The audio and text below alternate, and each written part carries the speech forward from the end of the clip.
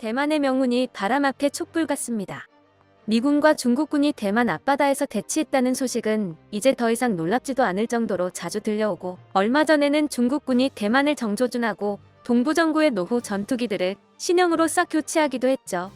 대만도 나름대로 저항해 보려고 발버둥을 치고 있지만 사태가 너무 악화돼서 이젠 시간을 들여 대비할 여유가 전혀 없는 상황입니다. 최소한의 방어를 위해서 새로 무기를 도입해 보려고 해도 생산되어 인도되는 사이에 중국이 대만을 쓸어버리지 못하리란 보장이 없기 때문입니다. 실제로 최근 중국이 점점 배짱을 부리고 나서는 것은 대만이 미국으로부터 전투기를 제때 받지 못하고 있기 때문이 큽니다. 사실 대만은 국교를 정상적으로 맺고 있는 나라가 거의 없는데 그나마 미국 정도만 단교 상태에서 중국의 반발을 무릅쓰고 대만에 무기를 공급할 만한 의지가 있죠. 남중국해에서의 분쟁이 심해지자 미국은 그동안 망설이던 대만으로의 무기 판매를 승인하기 시작했는데요. 문제는 정작 판매 승인한 무기들이 대만에 도착하는 시점이 점점 늦어지고 있다는 것입니다. F-35 같은 최대 전력은 여전히 미국이 대만을 신뢰하지 못해서 애초에 승인을 주질 않았고, 대신 주력이 되어야 하는 F-16V는 여러 차례 이런저런 이유로 인해서 인도받지 못하고 있습니다.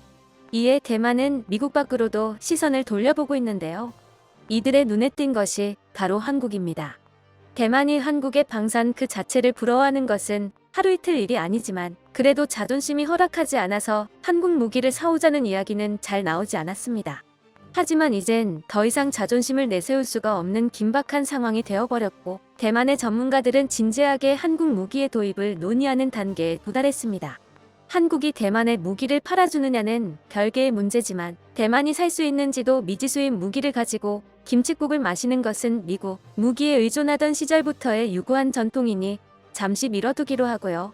일단은 발등에 불이 떨어진 대만의 전문가들이 한국 무기를 어떻게 바라보는지를 알아보도록 합시다. 대만의 군사 전문 채널 마크스페이스는 지난 5월 19일 한국의 최신 전투기 KF-21이 위기에 빠진 대만을 구해낼 수 있을지를 분석했습니다. 이들은 KF-21과 미국의 전투기를 비교하면서 그 성능이 어느 정도인지 설명했는데요. 비교 대상이 된 미국 전투기는 아직까지 베일에 쌓인 생소한 이름인 사일런트 호넷이었습니다. Hello， 大家好，我是马克，欢迎回到马克时空。25家美国军工企业5月初来台湾访问时，除了协商合作生产的事宜，还传出向台湾推销沉默大黄蜂战机 FA-18I， 就是美军现役舰载机超级大黄蜂的升级版。主要的诱因呢，就是台湾的60架幻象2000战机，自从1997年购入以来，因为原产国法国受到政治因素干扰，一直无法升级。台湾军方对于幻象2000妥善率低、飞行和维护成本昂贵感到头疼不已，最近几年表露出要汰换的意愿。而现在美国对台湾军售的态度非常积极，而且第3批次超级大黄蜂正在生产之中。这个时机对台湾来说到底是不是好事呢？另外，韩国正在试飞的 KF-21 战机已经进行了机炮试射和空空导弹投放测试，而且最近波兰表达了对 KF-21 非常感兴趣，有意愿支付部分研发费用，引进生产 KF-21 战斗机。在目前的国际政治环境下，南韩也许会同意出售战机给台湾。今天我想来聊一聊美国的沉默大黄蜂。 영상에서 보셨듯 대만은 현재 프랑스의 뒤통수로 개량이 지연되고 있는 미라주 2000을 포기하고 그 대신 도입할 전투기를 찾고 있는 실정입니다. 그리고 미국과 나름 오래 거래를 해온 신뢰감이 있다고 생각한 대만은 그 자리에 F-18에 완벽한 최신 개량형인 어드밴스드 슈퍼 호넷을 모시고 싶은 모양인데요. 영상에서는 사일런트 호넷이라고 부르고 있는데 이는 F-15 이글을 수출형으로 개량한 F-15SE 사일런트 이글과 F-18의 최신 개량형의 장명을 맞추기 위해서 붙인 별명 중 하나입니다. 실제 정식 공개될 때의 명칭은 어드밴스드 슈퍼 호넷이었고, 기존 FA-18 EF 슈퍼 호넷 대비 레이더 피탄 면적을 50% 줄이고 연비가 절감되고 추력은 20% 향상된 F-424 엔진 탑재 F-35 이상으로 진보된 일면 대형 LCD 콕핏, 컨포멀 연료 탱크, 내장 적외선 센서 IRST 등이 한 몸에 담길 예정이었습니다. 그러나 이 컨셉은 공개되고 10년이 지나도록 실제 기체가 등장한 적 없으며 몇몇 입증된 기술들만 블록3 업그레이드로 흡수되어 사실상 사라진 계획으로 여겨지고 있습니다. 그래서 대만이 갑자기 이런 잊혀진 이름을 호명한 것은 굉장히 의외로 여겨지고 있는데요. 대만은 개발이 완료되어 멀쩡히 생산되고 있는 F-16V도 제때 인도받지 못하고 있는 실정인데 실제 기체가 존재하지 않는 사일런트 호넷 계획에 눈길을 주고 있는 이상한 상황이기 때문입니다. 그래서 일각에서는 아마도 대만이 비슷한 성능을 가졌다고 판단하는 KF-21을 설명하기 위해서 비교 대상으로 이를 끌어왔다는 의견도 있었죠. 해당 영상에서는 대만이 KF-21을 대단히 흥미롭게 지켜보고 있으며 상당히 부러워한다는 것을 알 수 있었습니다. 특히 사일런트 이글과 직접적으로 비교를 하는가 하면 KF-21의 사업이 어떻게 진행되어 왔으며 그 과정이 한국의 공군력에 어떠한 영향을 미쳤는지까지를 면밀하게 분석하고 있죠. 另外，南韩正在研发的 KF-21战机在3月28号首度完成了流星中程空空导弹的投放测试，以及20毫米机炮的武器试射，为 KF-21的研发写下了新的里程碑。目前 KF-21已有4架原型机完工出厂，累计完成了150次试飞，而第5、第6架原型机可望在今年底出厂，加入测试行列。南韩国防采购计划管理局后续也将在不同高度和飞行条件下进行短程空空导弹在内的多项测试，预计在2026年2月之前完成至少2000次飞测，累计更多的飞测数据，为 KF-21量产计划提供参考。在 KF-21计划顺利进展的时候，波兰也对这款战机表现出了浓厚的兴趣。波兰最大军工企业波兰军备集团董事长霍瓦雷克在4月访韩期间，曾经表示对 KF-21计划有高度的兴趣，将与首尔讨论合作开发计划。俄乌战争爆发之后，波兰成为全欧洲军备扩充速度和规模最庞大的国家。除了美国之外，南韩是波兰第2大的合作对象。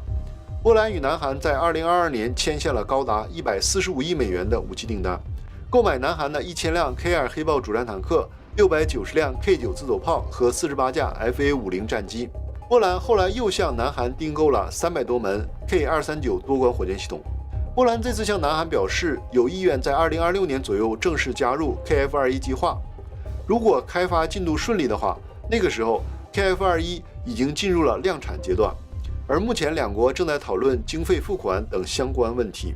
2001年起步的 KF-21战机计划开发过程经历了多次资金与技术问题而延后，在2010年与印尼开发了共同开发合约，印尼将负担20%的开发经费。KF-21在2019年终于首次推出了全尺寸的模型，2021年7月19日首架原型机出厂，2022年7月首飞。由于印尼到目前为止仍然无法顺利支付全部的开发费用，南韩为了 KF-21的经费来源伤透了脑筋。因此，波兰此时表达参与意愿，对韩国来说是帮了大忙。两国预计在短期内就会公开签署合作意向书。波兰预计将采取 K2 主战坦克的采购模式，从南韩采购部分数量的 KF-21，后续取得大部分技术转移和相关挂载武器技术之后，在波兰境内建立产线自行生产。绰号猎鹰的 KF-21战斗机外形上类似于 F-22，但没有内置弹舱，并不是真正意义上的隐形战机。不过据说它的隐形性能应该超过法国的阵风和欧洲的台风。KF-21为了减少雷达反射，在机腹下方设置了4个半埋式的挂架，用来携带4枚流星中程空空导弹。当然，在机翼下方的普通挂架还可以携带其他的空空导弹和巡航导弹或炸弹等武器。KF-21搭载了韩国自主研发的主动相控阵雷达，能够对几百个目标实施连续不断的监测，并捕捉高清图像。另外，红外线搜索与追踪系统、任务电脑、数据链路、多功能显示器等航电系统也由韩国公司负责开发，国产化率比较高。KF-21采用常规气动布局，配备了2台机翼公司的 F414发动机，与超级大黄蜂一样，最大飞行速度 1.8 马赫。2023年1月，原型机在试飞中首次突破了音速。KF-21预定通过不断升级来提升综合性能，它将从2026年起分3批次量产。第1批次的40架预定将采用现行的机腹半埋式挂架设计，第2批次的80架则换装机腹内置弹舱，彻底达到5代机的标准。2032年开始的第3批次80架将把机鼻的红外线搜索追踪系统升级成与 F-35同级的电光标定系统。韩国空军已经拥有 F-35、F-15和 KF-16等多款战机，总数将近280架。未来还要增加国产的5代机 KF-21，空军实力更是不容小觑。 보셨듯 영상의 대만 군사 전문가는 KF-21 사업이 한국에서 이루어진 과정 자체를 하나하나 짚으며 부러움을 숨기지 못하고 있습니다. 고작 몇십 년 전만 해도 대만은 한국과 비슷한 출발점에 서 있었고 서로를 비슷한 처지로 여기면서 동질감을 느끼고 있었습니다. 그러나 그 뒤로의 몇십 년은 두 나라에게 전혀 다른 결과를 가져다 주었죠. 한국은 온갖 고생을 무릅써가면서도 이 악물고 기술을 발전시켜 어느새 전 세계적으로도 자주국방의 모범적인 사례가 되었습니다. 반면 대만은 주변 우방 강대국들한테 의지만 했던 나머지 육해공 어느 하나 제 힘으로 거둔 열매가 없습니다. 앞서 보신 영상도 끝맺음에서는 대만이 사일런트 이글이나 KF-21 같은 출중한 성능의 전투기들을 만들어낼 역량이 아직도 남아있는가를 고찰하고 있습니다. 그러나 그 결론은 비참하게도 대만에는 그럴 역량도 없을 뿐더러 이제는 그럴 시간조차 허락받지 못한다는 것이었습니다. 해당 영상의 댓글에서도 대만의 자체 개발을 기대하는 사람은 누구도 없고 사일런트 이글이나 KF-21을 어떻게든 도입해 오는 것밖에 답이 없다며 두 전투기 각각의 지지자들이 모두 입을 모으고 있죠. 혹자는 한국이 최근 들어서 공격적으로 무기 개발과 수출에 투자하는 모습을 비판하기도 합니다. 죽음의 상인이 되려는 것이냐, 혹은 전쟁을 도발하고 있는 것이냐 등등 한국의 이러한 행보가 도리어 평화를 해치는 것이 아니냐고 목소리를 높이곤 하죠. 하지만 그에 대한 대답이 바로 지금의 대만이 처한 몰골입니다.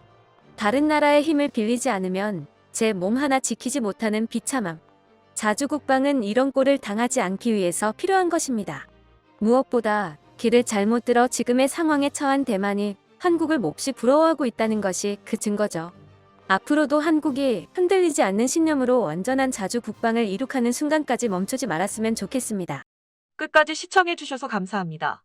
도움이 되셨다면 좋아요를, 다른 이야기도 궁금하시면 구독을 눌러주세요.